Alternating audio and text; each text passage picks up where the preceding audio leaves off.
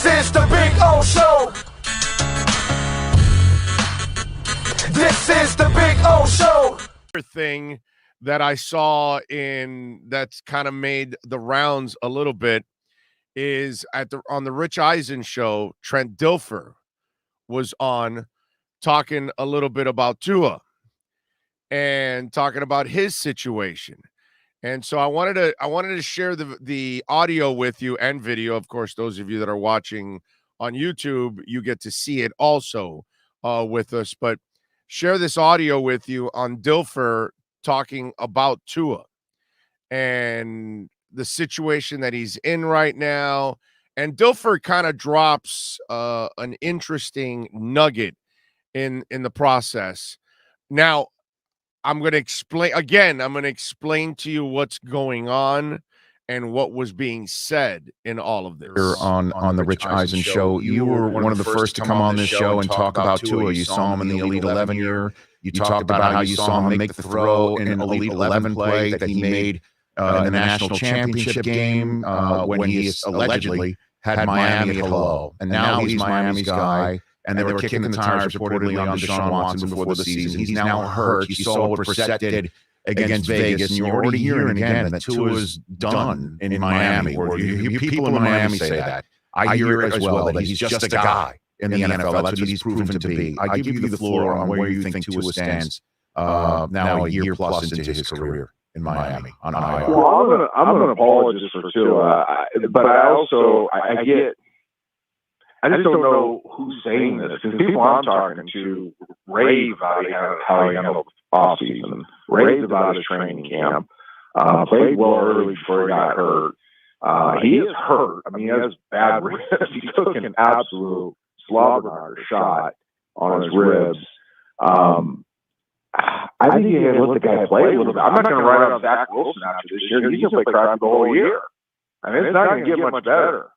And you can't write these guys that are supremely talented off, that are putting in the work and doing the right things and just don't have the support. I still think Tua is a supreme talent. I think giving them the right people around him, which they're getting there in Miami, the right play caller, which they finally have in Charlie Frye, one of the hugely bright stars in the NFL as a young play caller.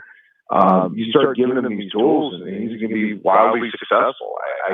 I feel bad for him, and I don't like when people are jumping off the bandwagon of talented players so quickly. Well, it seems like it's also the Dolphins, too. Why would they be kicking the tires on somebody with more baggage than Los Angeles International and Deshaun Watson just a couple weeks before the season? Yeah, I don't know that answer. I know a lot of teams have kicked the tires on Deshaun Watson. Nothing's happened, and there's a reason why nothing's happened. If he does end up going somewhere else, I would still believe in Tua, but he's got to have the same things every quarterback needs when they're growing in the position. They need support from the play caller and the people around him, and a good defense and a great organization and structure and all those things that all these quarterbacks are going to be in the Hall of Fame one day have. But is that how you would build around Tua, the track stars at wide receiver, Gesicki at tight end? Like, is this? I like what they've done. Okay. I like what Miami's done in the draft. I think their young play caller, Charlie Frye, is your next Sean McVay / Matt LaFleur. These rock star young guys. He's as good as there is in the business. Okay. I think he needs a chance to play. Now, your best ability in the NFL is availability. And if you stay hurt, they're going to move on. And that at that point, you can't be an apologist for a player because he's not on the field. He needs to be on the field. He needs to be playing. He needs to be taking his lumps. He needs to be making games. He needs to be doing all the things that these other guys are doing. Daniel Jones, real quick. I think. All right, so I don't need to get into Daniel Jones now.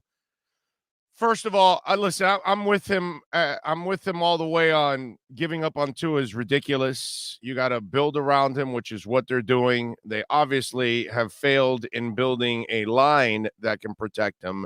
That's something that he needs, because that's something that you see with some of the other quarterbacks that are having success.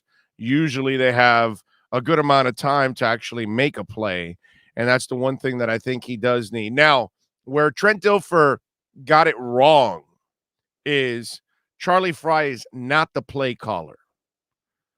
He calls the play to Tua, but he's not the play caller.